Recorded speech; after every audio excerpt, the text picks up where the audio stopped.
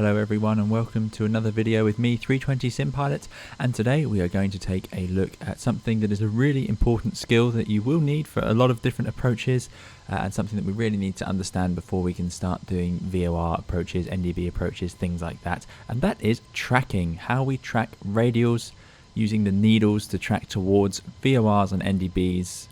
And this is a skill that you spend a lot of time perfecting at flight school. And I say perfecting, you'll never perfect it, but it's something that we spend a lot of time practicing, certainly. And it's a really important skill. If we want to fly holds raw data without using the computers in the Airbus, which is something that we should be able to do, then we'll need to be able to get that tracking sorted so that we can learn how to fly on a specific course towards a VOR or NDB. It's typically used in the approach phase, so the star when you're flying your arrival to your airport, and then again on final approach if you're using, for example, a VOR or an NDB approach. It's something that is not talked about too much because in modern aviation we don't always end up using it when we have the full database available in the aircraft, but it's something that we really should have an understanding of so that we know what's going on when we're trying to fly these approaches, and also what to do if the computers in the airplane aren't behaving as you would hope. And this is something that real airline pilots will need to be ready for. So we're on a flight from London Stansted up to Manchester, and as part of this arrival we're going to have to fly towards a VOR on a specific course, a specific track over the ground towards the VOR, and this is how air traffic control used to organise air traffic. Let's take a look. As ever, I am a real-world Airbus pilot, but none of this is for any real-world use. It's just for our use in flight simulators to give you some extra context. Okay, so here we are on the flight deck.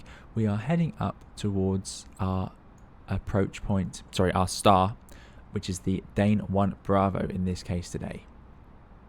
The Dane 1 Bravo takes us from Leicester through 25 miles from Trent towards the Trent VOR, and then outbound from the Trent VOR towards Dane. This is not an RNAV arrival. You'll notice we usually these days have a lot of RNAV stars and SIDs when you arrive or depart an airfield, but this one is not. So we can fly this using traditional navigation, and this is how it used to be. You didn't used to see RNAV departures or arrivals, but now they are far more common. So with these older style approaches, they are defined by waypoints related to navigational aids. So you can fly this with just a VOR. As long as you can track a VOR in your airplane, you can fly this arrival. That's the point. Each point is defined based on, as we can see, the Trent VOR, and also even Dane is defined by the Manchester VOR as well. Now this is quite a straightforward arrival, which is great news, and it will give us a chance to talk through what we're trying to achieve. So I said we're going to follow radials. What is a radial? Well, here is our VOR, and a radial, if you imagine this VOR has lots of lines coming out of it, and there is a line for every degree. So there is a north, 001, 002, 003, all the way around 090, 180, 270, and then obviously north again, and then every other degree in between them. So from 0 to 360, well, 0 to 359. So we can then track any one of those. Remember, the radial is the outbound course. So, perfect example here. We are going to track 312 degrees over the ground inbound towards the Trent VOR, but we are going to follow the radial 132 because it's the reciprocal. By reciprocal I mean it's the opposite. So to find that, you simply take 180 degrees off. So if I want to follow the radial 132, then I will add 180 degrees to that and I get 312. So that is the course I'm going to fly inbound. So we can set up our airplane to track inbound 312, and we expect to fly 312. Now you don't need to worry too much about that because typically charts will show you the course you're following. It's just a terminology thing that although we are tracking 312 towards the VOR, we are actually following the 132 radial. When we go outbound, it's simpler. We are going to continue tracking 312, but we will be on the 312 radial because these are the outbound radials, if that makes sense. So that's the plan. We're going to get to Leicester, and then we are going to track 312 up towards this VOR. As we fly towards this VOR, there's a few things we need to note before we talk about actually tracking. This VOR has a DME associated with it. So the chart is showing us the course we need to fly down here. It's also showing us D for DME. There's a little D written here. That means that on our navigation display, down here, we will be able to see the inbound distance towards that VOR, which is incredibly useful. Now, it's not always guaranteed to be there, but it is in this case. So there we go, we have the DME. That DME will never actually reach 0.0 because this is on the ground.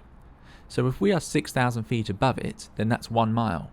So we're going to be maybe 20,000 feet. So it's going to say probably 2 miles or something like that, maybe a bit more, maybe 3 miles below us. So the DME will never actually reach 0. So as we get closer, it will get really sensitive and really difficult to track. And I'm going to show you that later on. Once we pass through the overhead of the VOR, it will also lose signal. It's called the cone of confusion. Directly above these navigational aids, they don't transmit signal that we can use. So there'll be a period where we don't have the needle showing us any information at all. And that's fine. And then we come out the other side and then we'll pick it up again and carry on. And we'll talk about that as we do it. Right, I think it's time we start to give it a go. So I'm going to unpause the simulator and show you where we are. So remember that point Leicester, that is the start of our arrival today. Here it is. So from Leicester, I want to track 312 towards the Trent VOR. Now, if I go to flight plan and plan, we'll be able to see this. And this is how we would fly it these days. These days, the Airbus is quite happy to fly it in nav mode, and it will simply do it as requested. So if let me bring that up for you.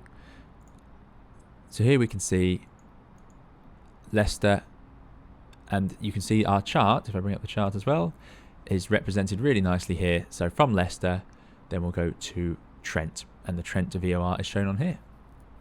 Then there's this A3 point afterwards, which is not what I would expect to see coded. But anyway, so I'm going to fly this. We're not going to fly the descent or anything like that. We're just going to focus on tracking. This is just an example of tracking.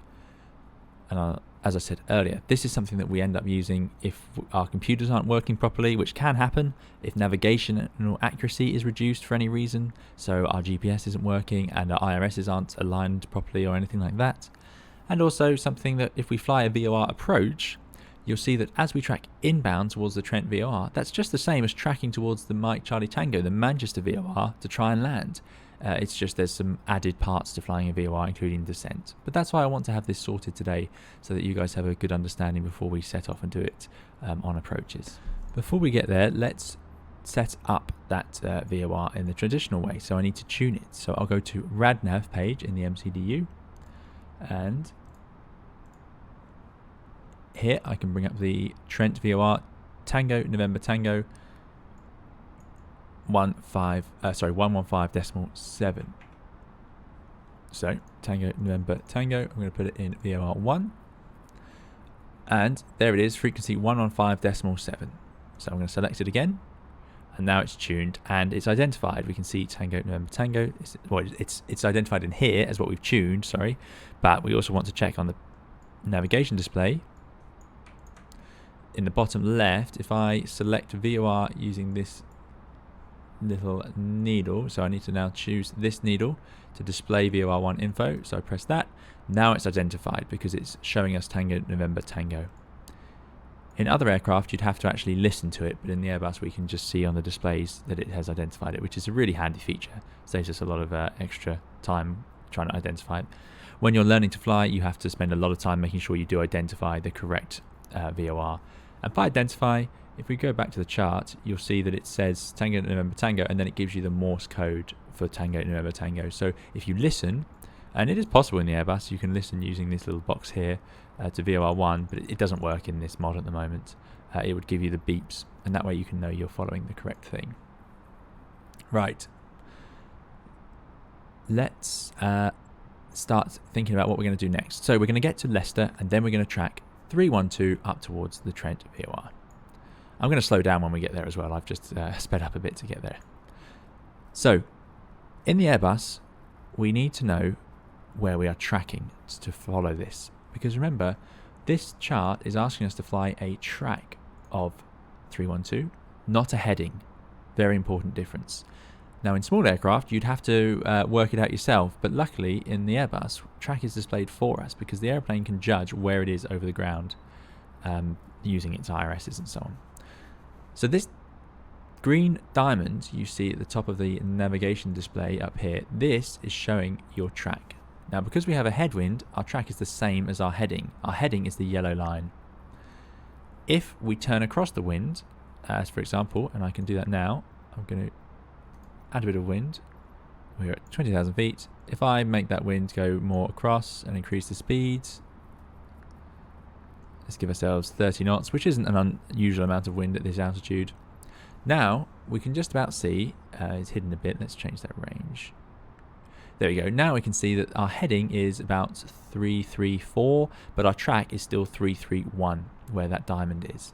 If I bring that wind all the way to the other side, the reverse happens. So now our heading has to be left of the track to maintain it because the wind is trying to push us right. So our track over the ground is to the right of where we are pointing.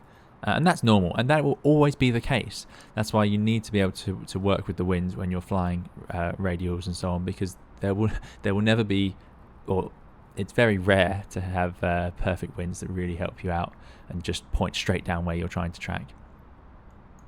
Okay, so there's a bit of wind introduced. Next, we're flying towards a VOR, so we have a really nice handy option here, which is we can go into the RadNav page and also set a course. So I'm going to enter the course 312 and I put that in there. This allows us to display it on the navigation display. So now if I go to on my EFIS control up here, zoom in, if I set that to VOR, now I've got that course. So what's this showing us? Let's bring that bigger for you. So this is showing us a few things at the moment. The white needle, you can see there is the arrow, that's the head of the needle pointing towards the Trent VOR, which we've identified and are showing here. This course bar, the blue bar, is a bit like a localizer for those of you familiar with an ILS. So when we are on the 312 radial, this blue bar will sit in the middle. At the moment we are left of the radial because the blue bar is off to the right, so it's telling us we need to go further right to intercept that. Once we are on that, when we get this blue bar into the middle, we are going to bring that green diamond, our track, and put it exactly on 312. We may need to do it slightly earlier. Remember, the sensitivity will change depending how far away you are. So that's the plan here. Likewise, if this blue bar was currently to our left, I would need to turn left and bring my green diamond left of the course I want to fly and point it towards that blue bar.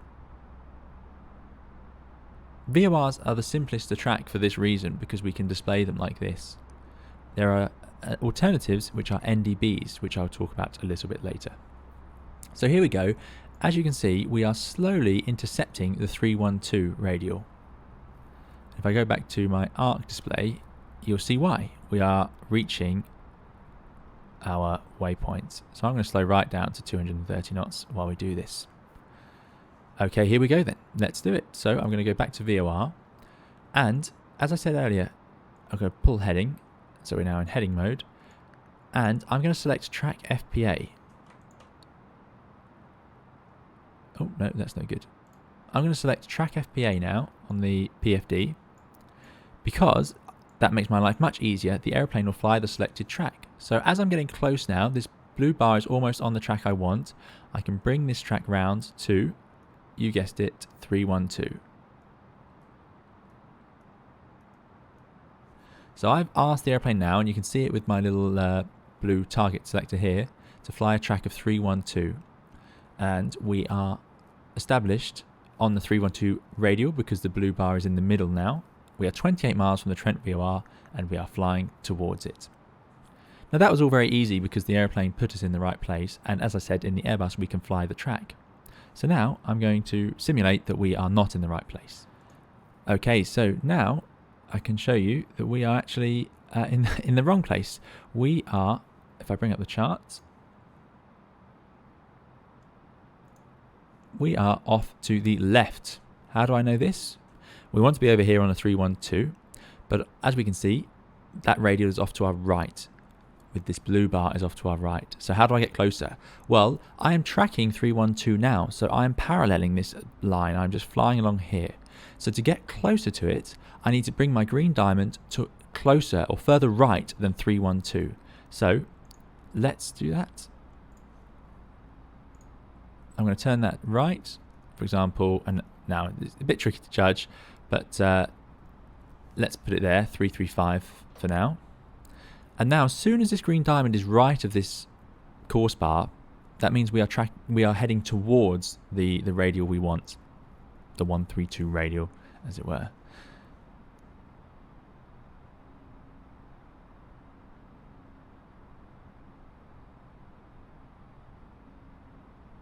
So now we are tracking towards, but we are actually a long way off track. Let's bring it further right.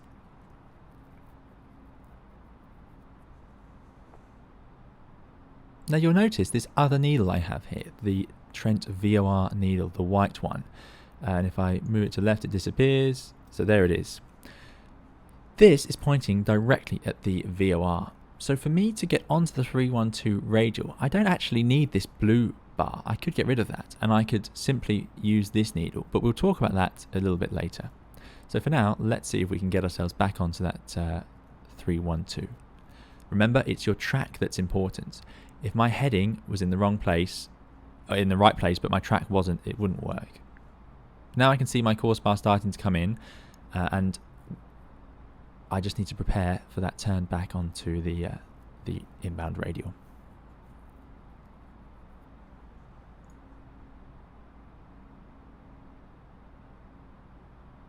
Now, as we get closer, we're now only at 16 miles.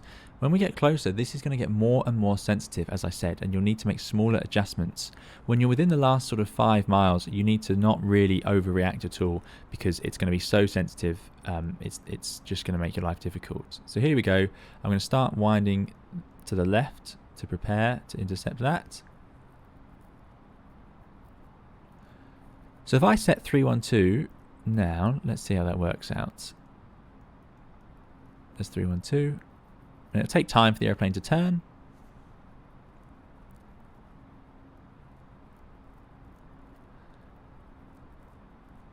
And remember, I've set the track of 312, so the airplane should keep that turn coming. And there we go, it is, until the track is there, which is an amazing feature for fly-by-wire to add to this mod, because it's so useful. But as you can see, I've done that too early now. We're sitting ever so slightly left. So I'm going to bring it a bit more to the right. Remember, it's the green diamond that's got to go right of our course, our 312. So let's set 320. Now we're quite close in now, so we have to be careful because of the sensitivity. So this needle, this white needle, if we want to get it to line up with where we're aiming for, I need to actually go further right than the needle whilst I'm going towards the beacon. So as you can see, I am further right than 312 of this needle. So I am pushing the head of the needle because I'm on the right of it, so it's pushing it towards the left. So I'm going to stay to the right of it to keep pushing it until it lines up with 312, and that's doing the same thing as this blue course bar. Again, we'll talk about that later. Again. There we go now. So we're coming right in line. This white needle will line up as well as this blue needle in a second. Start bringing it back round to 312. And now we're 6 miles out, lined up on the needle. So looking good. The next stage of this is we're going to go over the Trent VOR. So we're somewhere here just before. Then we're going to head outbound on 312. So how do we do that? Well, as I said, we're going to lose signal overhead of the VOR. It'll be very sensitive. And then we're going to be heading out. And the magic of the VOR in this context is, although it'll be behind us, we can continue to follow this course bar that we've set up. This will work in exactly the same way when we're heading away from the VOR, which is really handy. The white needle is not the same. It's going to flip around and start acting in reverse. But that's not important right now. So let's see what happens. We're 3 miles overhead, so it's saying we're slightly off course, but that's fine because we are so close now. If I go to our charts, you'll see there's the Trent VOR. So we're pretty much pointing straight at it on that inbound course. So if you start fiddling now with your track, you'll just make your life more difficult. And now you see it's gone to the right again, as you'd expect. And you see it still says 3.2. There's we've lost signal, so it's not gone below 3 miles because it's directly beneath us now. The DME is telling us that. We've lost all signal. Then we're going to pick it up again on the other side. So we're currently in that cone of confusion. There it is. There's our 312 back. There's our needle now pointing behind us. You'll see it's reversed and those arrows are pointing behind us. But our VOR is still showing us, with that arrow forwards, how to track on the 312 radial. And if I leave it where it is, it'll slowly regain it. I may need to adjust a little bit to get ourselves perfectly back on it, but we're pretty close, And now we carry on. This DME is counting up. We are flying happily away from the VOR Trent up towards Dane. Dane, as you can see, is 17.1 miles from the Trent VOR on the 312 inbound course, and holding is another video I want to cover at another point. Like I said, in modern aviation we don't spend as much time doing this as we used to, because now we can typically let the airplane just fly it in nav mode. As you can see, it's not really working. We're not quite on that 312, so I need to bring myself to the right to do it a bit better. So, get that green diamond to the right of this course bar, which it is now. And now I know that we are gradually tracking towards that radial. You can see it a bit on the PFD as well. There is my target, the 312. There is my heading, the yellow line, and the diamond is shown here, which is my my track over the ground. If I'm in heading vertical speed, it still shows me my track. So you can still fly in heading. It would also work, and I can show you that here. So I'm trying to track 312, and now I'm in heading. But if I need to track 312, my heading needs to go left. So let's bring the heading left, and you have to do it yourself now. So you'll put the heading to the left until you line up that track, that green diamond on the 312. So much easier to use track FPA and then just set 312. So remember, when you are off of the radial you're trying to fly, you need to adjust. Once you're back on it, reset 312, reset your course, because the airplane should then just fly that track. So now I've got it back on 312, we're flying away quite happily, 12 miles, we're almost at the Dane hold. So there you go, now we have successfully tracked a VOR, and that would work on any number of inbound courses or different VORs around the world, and hopefully the charts will all represent it in a very similar way. So maybe you can go and have a practice of that using the VOR. The VOR is the simplest way because we can set that course into the MCDU and then use that big display on the navigation display to show us where we need to go to track it. But now I'm going to show you, you can do it even without that page, because if you're tracking an NDB, which does occasionally happen, you'll need to be able to do it without the VOR page, because it won't show you that course bar, that center line where we can just track towards it a bit like a localizer. So let's go and do the same thing again, but this time we're going to do it without that beautiful course bar, and we're going to do it just using that white needle I showed you. I hope this is all making sense so far. This is one of my more complicated lessons, but it's a really useful skill that you'll find really makes a lot of things make more sense, I hope, in the future. So we've now gone back in time and space. We are now pointing again towards the Trent VOR. We are 30 miles away, and I want to show you how to track towards it without having to use the course bar. So by course bar, I'm referring to what we just used to track towards it. If I go to VOR here, Rose VOR, this is the course bar, and this is really useful, and it makes tracking VORs very straightforward, but we're going to see how we do it without that. So again, just to remind you, let's go to the charts. We are going to try and get ourselves onto this 312 radial towards Trent, and we are not on it at the moment. So let's get rid of that. So let's go to Nav Rose. Now in the real aircraft, it would show you that needle actually now in all of these modes. So it should show us the white needle pointing towards it, but that actually seems to be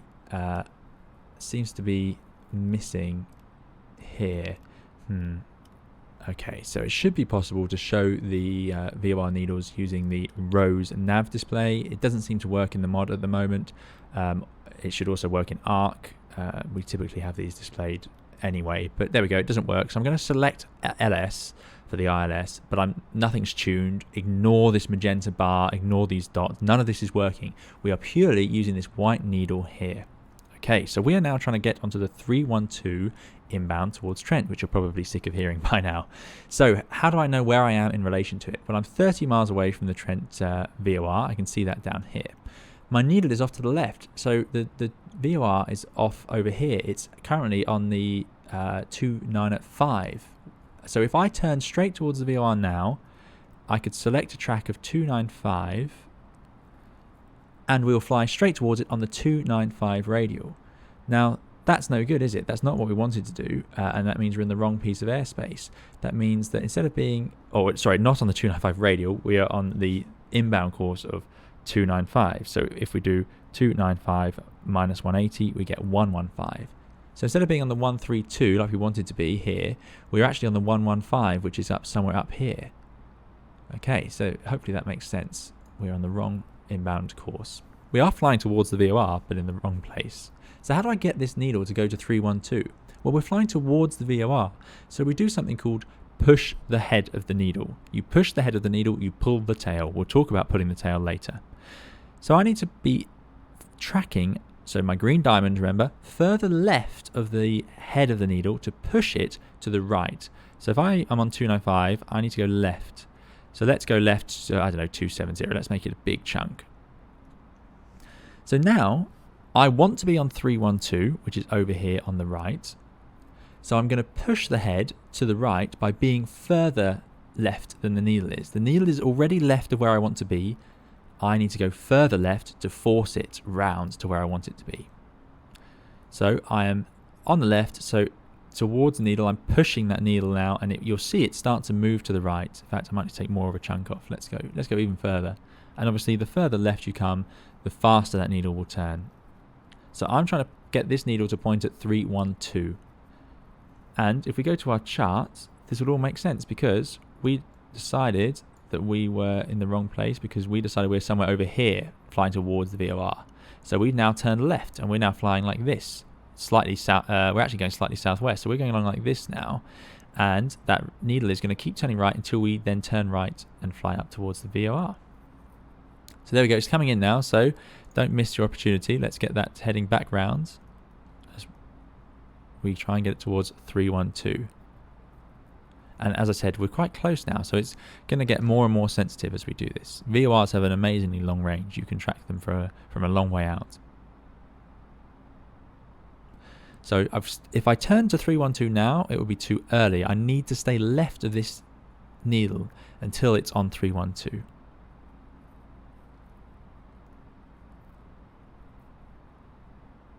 You can see now that because I'm closer to it, it's not moving as fast as it was because we've taken off some of our intercept. So I'm going to keep it here until I see it go to 312.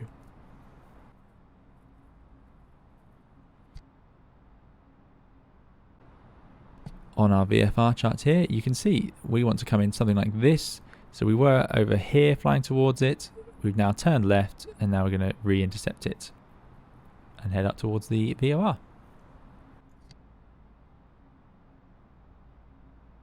So now we are on the 310, or our course is 310 if we wanted to go directly to it. So it's very close. So I'm going to bring that round now to track of 312. There we go, 312. And that is going to line up. 10 miles to go now. Bit late to get onto that radio, but there we go. And as long as that needle stays there, I'm in the right place. Now, if we go too far, and I'm going to show you that now, and say we'd gone through and we ended up the other side of the radial. Let's have a look at that. So once again, I've rewound us. We are now 30 miles away, pointing roughly towards the Trent VOR. And we are tracking 312. But as you can see, the needle is off to our right this time. So we are in the wrong place. But instead of being to the right, we're actually now to the left because the needle is off to our right. So how do we fix this? Well, I need to get that green diamond, you guessed it, further right of the needle now. because 312 is 30312. 312 is where we are. It's up here. The needle is off to the right, so I need to turn like this all the way through. Now, if I was to stop here, and I'm tracking right of where I want to be, so I'm heading roughly towards that radial that I need to be tracking, but I won't make it in time because, as you'll see, the needle is still to my right. So what will happen here is I will just fly past that VOR.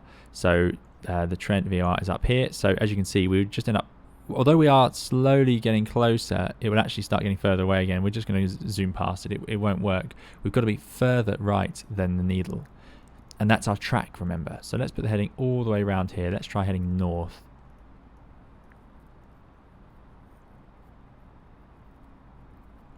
So we're now, as soon as that track goes to the right, that needle will have to start moving left. We're pushing the head of the needle left. And remember, we want this needle head to be pointing at 312. All of this is only applicable because we are pointing towards the VOR. It is in front of us. These arrows are pointing us towards it. Let's make it even better. Let's do 020. Let's really force it round because we are quite a long way off track. And now on our chart, you can see, remember our radial is something like this line here. So we can now clearly see that we're intercepting it. And we can see this needle moving nicely left for us.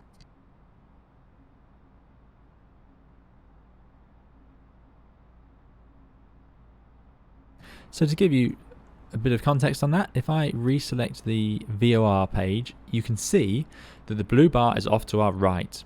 So as we did earlier, we are flying towards that blue bar until that comes into line. But we don't need that blue bar. We can do it purely using our needle as we are doing now. So this is going to be quite an aggressive intercept. Also, you'll notice we have a strong wind from the left. Our 30 knots is from the left, pushing us towards our radial as well.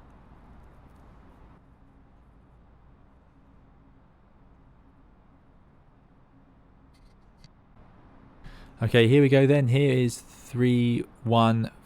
So let's bring it round. 20 miles to go.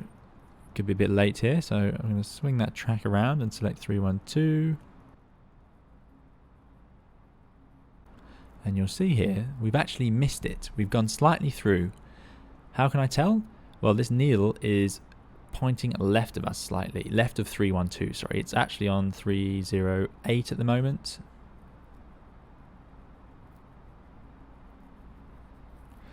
So if I was to bring up our course bar again for the VOR, it would show that we need to fly left. And I can do that now. Let's go to VOR, and there you go. We need to go slightly left to regain that. So back to the needle. Right, track left. Let's bring that green diamond left of the head of the needle. It has to be left because I need to now push it from the left back towards 312.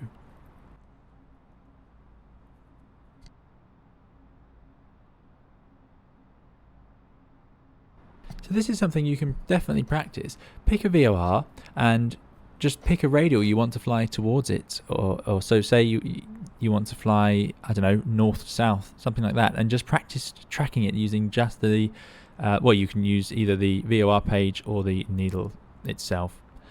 If you're using an NDB, you won't have a DME distance usually, and you won't be able to select this screen. This won't work with an NDB, only VORs. Right.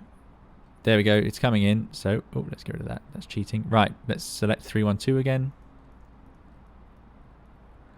So when you're learning to become a commercial airline pilot, you spend a lot of time in small aeroplanes doing this, and you don't have the luxury of the track. You have to do it using headings and calculating your drift with the wind and all sorts of things like that. It is the hardest part of the course is passing your commercial instrument rating. It's famous for it.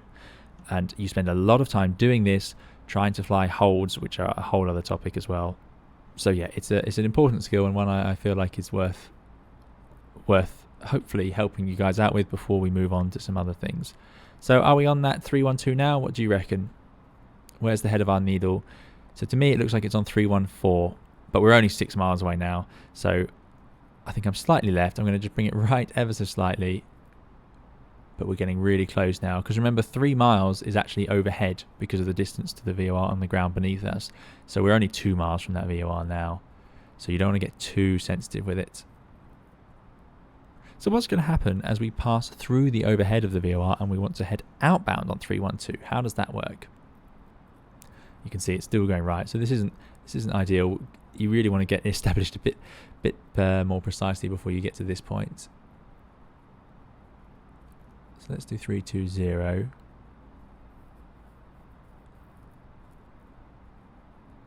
Okay, as you can see in our VFR chart, we are just passing overhead now. So I'm going to start winding that back towards 312.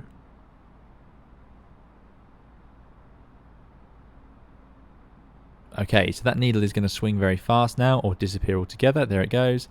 So let's go on to 312 now. And let's track, and I'm just going to fictitiously carry on tracking outbound on 312 the whole way. So we saw earlier, if I wanted to do that using this screen, it's very easy. I just carry on with my blue arrow exactly the same way I was going inbound. But using just the needle, it's slightly different. So let's try and carry on outbound on the 312. So this time, the DME will be counting up, and instead of pushing the head, we are going to pull the tail. Now, what does that mean? So to pull the tail, which is a different technique, we have to actually slightly reverse our thinking. So I'm going to artificially move us off the 312. Here we go. So we are now off to the right, just so you guys know. So we want to actually be left to regain it. So how do we achieve this? So we're tracking 312. We're paralleling where we want to be. I can see I'm not on the 312 radial. The tail of the needle is over here, and the head, so the VOR is off down here behind us. So what am I going to do to fix this? So instead of me now going further right, like we were earlier, to then push that needle round towards where we want to be, I want it to be here. So I need to go further left. So this is what we call pulling. So I'm going to select a track of, let's say, 280. Could be a bit much this close in.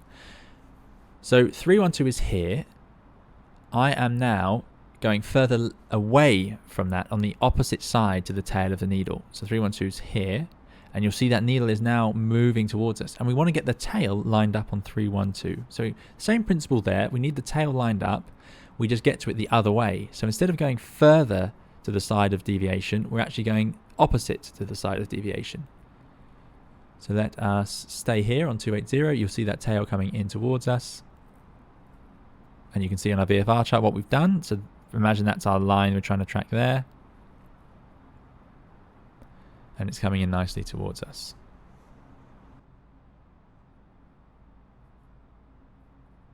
There we go, 315, getting close, so let's put our track back on 312. So this would work even if you're using an NDB, because the NDB needle will show you that it's pointing towards or away from the NDB. However, you won't necessarily have a distance to display, or you won't have distance to display unless you tune it separately and it's available. There we go now. So there's the tail on 312, and we're going to track 312. And if I go to Rose VOR, you'll see that we're pretty much on it. This shows us, by the way, that the course is set to 312 because the arrow is up like that.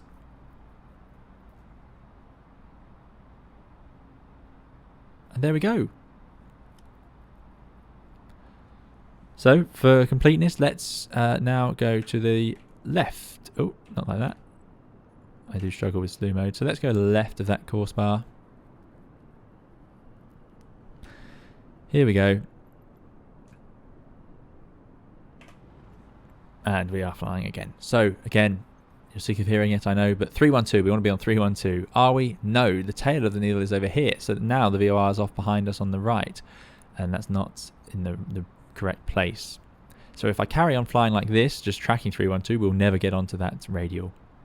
And it is now actually the 312 radial. So how do I do it? Well, here's 312. My tail is off to the left. So I need to go further to the right of 312 because the tail is off to the left. So let's go over there.